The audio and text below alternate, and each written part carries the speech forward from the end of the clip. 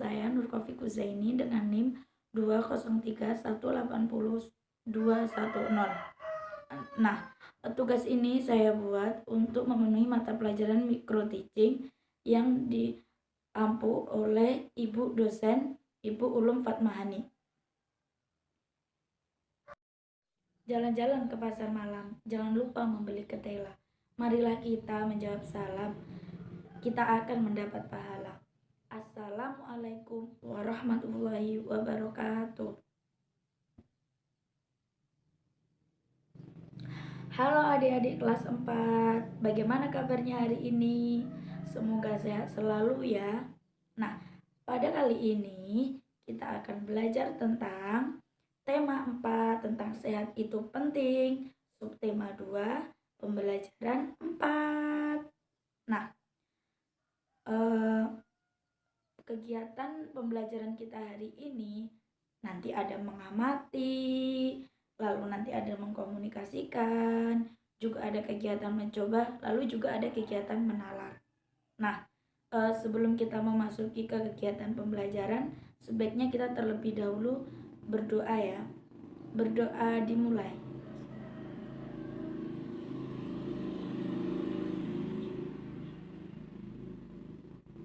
Amin, amin ya rabbal alamin. Nah, hari ini ada yang tidak mengikuti pembelajaran, ada yang tidak berangkat, atau ada yang tidak hadir. Alhamdulillah ya, tidak ada. Jadi hari ini bisa mengikuti semua ya. Nah, langsung saja kita masuk ke pembelajaran kita ya.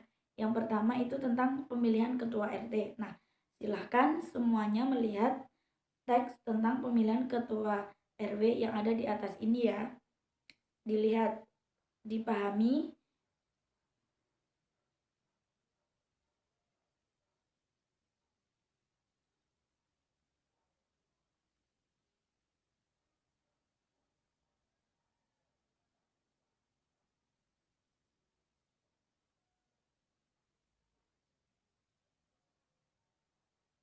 Gimana?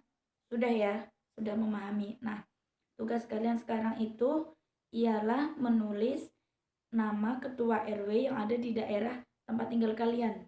Ingat, semuanya ingat ya, semuanya tahu ya. Nah, kalian tulis juga tata cara pemilihannya, juga tata cara pelaksanaannya. Bisa? Bisa ya.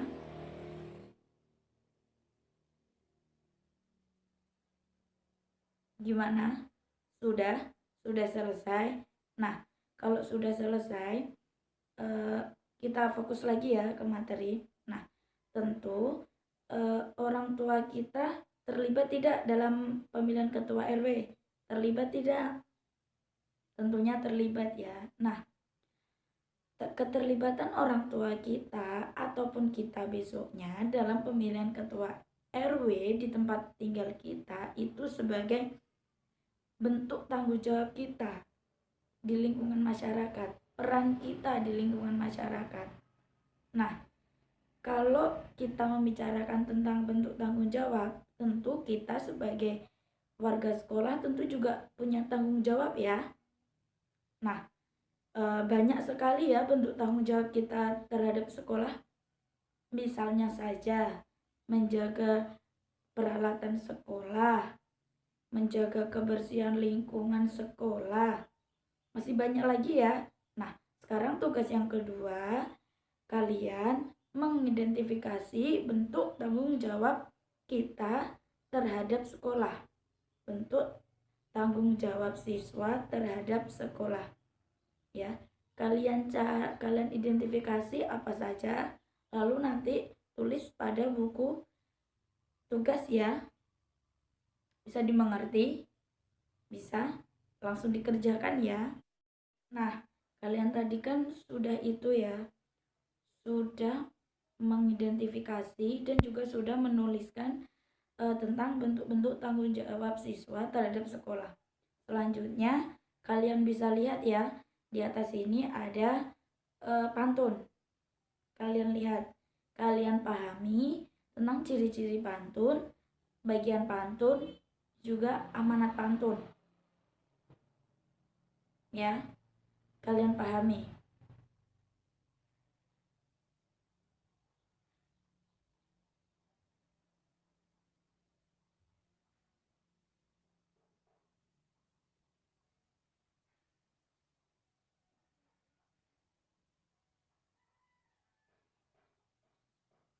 Nah, sudah ya. Nah, jadi tugas kalian berikutnya yang sekarang ini ialah kalian membuat pantun.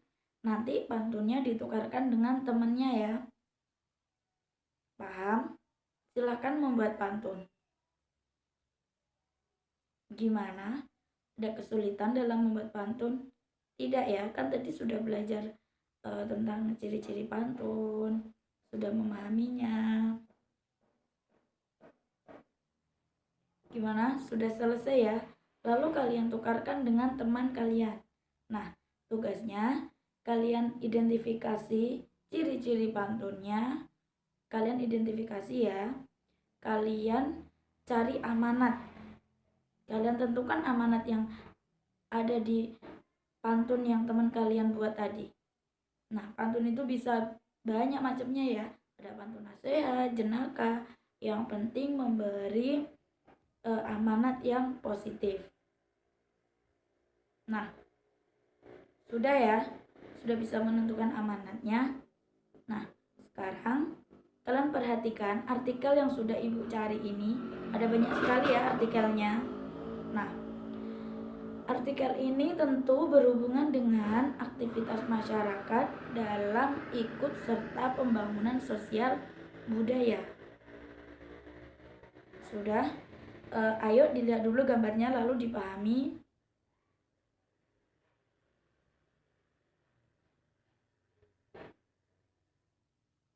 Gimana? Sudah bisa memahami?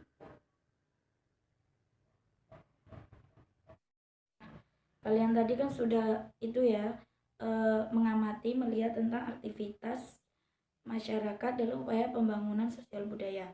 Nah, tugas kalian berikutnya menjawab soal yang ada di LKS tentang aktivitas manusia ya. Aktivitas masyarakat dalam upaya pembangunan sosial budaya. Ada 3 soal ya, silakan dijawab.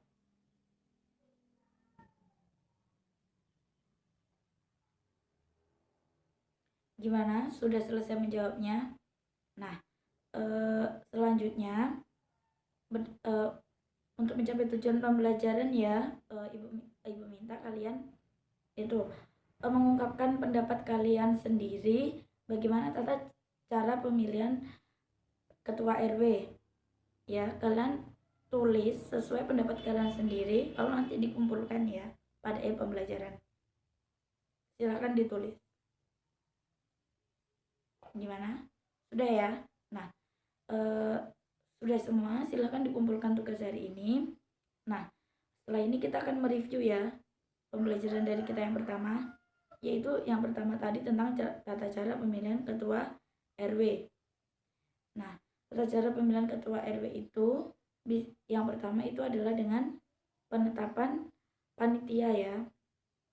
Yang kedua nanti proses pelaksanaannya. Nah, nanti setelah proses pemilihan tuh bisa kayak mencoblos gitu ya. Sudah pernah lihat kan kayak pemilu gitu. Nah, tapi ini bedanya pemilihan ketua RW. Nah, jika nanti pemilihan ketua RW ini juga bisa dilaksanakan dengan musyawarah. Apa tujuan musyawarah? Tujuan musyawarah itu untuk mendapatkan mufakat. Jika dalam musyawarah belum bisa mendapatkan mufakat juga, belum juga ditentukan gitu RT-nya atau RW-nya, belum dapat ketua RW-nya atau ketua RT-nya, nanti bisa kita dilaksanakan dengan voting. Nah, yang materi yang kedua yaitu tentang pantun. Yang pertama itu ciri-ciri pantun, terdiri dari 4 baris sampai 12 baris. Yang kedua bersaja AB-AB. Kayak tadi ya, ada contoh pantunnya. Tadi anak-anak ibu juga udah bikin pantun. Nah, bagian-bagian pantun itu ada bagian isi dan juga bagian sampiran. Terus yang ketiga amanat pantun. Amanat pantun itu pesan yang ingin disampaikan melalui pantun yang dibuat tadi. Nah, pesan pantun ini harus selalu berisi positif ya, yang tujuannya mengajak orang atau menghibur orang. Jangan tujuannya untuk mengejek orang ya. Nah, yang terakhir itu tentang aktivitas masyarakat dalam pembangunan sosial budaya. Banyak sekali kegiatan masyarakat yang ikut upaya dalam pembangunan sosial budaya. Kegiatan ini bersifat positif. Bisa kayak ikut les belajar. Jadi kalian ini kalau ikut les belajar berarti ikut dalam upaya pembangunan sosial budaya. Kalau buat ibu-ibu bisa kegiatan kayak pelatihan gitu ya, pelatihan menjahit gitu. Nah, posyandu itu juga contohnya. Nah, nanti tadi tugasnya udah dikumpul semua ya. Nanti selanjutnya kalian untuk PR di rumah kerjakan uji kompetensi ya, uji kompetensi saja. Nah, terima kasih buat anak-anak kelas 4 sudah mengikuti pembelajaran kali ini. Sekiranya ada kesalahan dalam pembelajaran diri ini, saya pribadi mohon maaf yang sebesar-besarnya. Kita baca alhamdulillah bersama-sama ya untuk menutup pembelajaran hari ini. Alhamdulillahirabbil alamin. Sampai jumpa di hari berikutnya. Saya akhiri. Assalamualaikum warahmatullahi wabarakatuh. Zombie Apocalypse.